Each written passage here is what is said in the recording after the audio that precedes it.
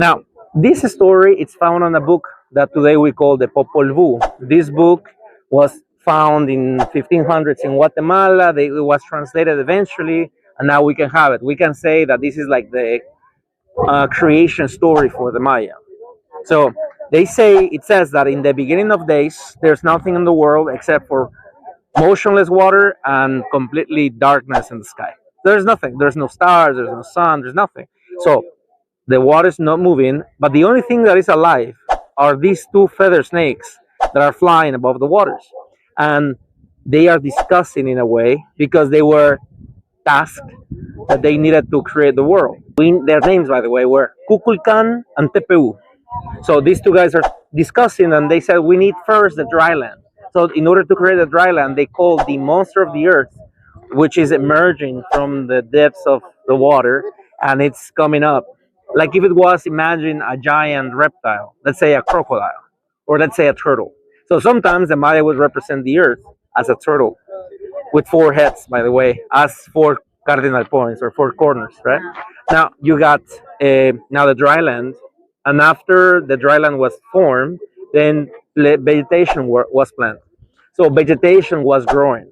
So the vegetation, like the vines and the trees and the mangroves, all that started growing. So after everything was green, then they said we need guardians or beings that could nurture us and could take care of the jungle. But then when they created the deer and the crocodiles and the jaguars and everything, they noticed that they would just speak to themselves.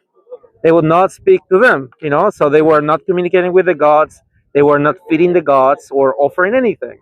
So for them, in a way, they were disappointed. I mean, they needed beings that could nurture them. And in order to do that, they were actually creating the first humans out of clay. So the clay people were made out of, little dust or dirt with water. So they were muddy. So they say that when they started kind of moving, they were too soft, especially when it got wet. It kind of just disappeared and diluted. So that was the first humanity. It didn't work.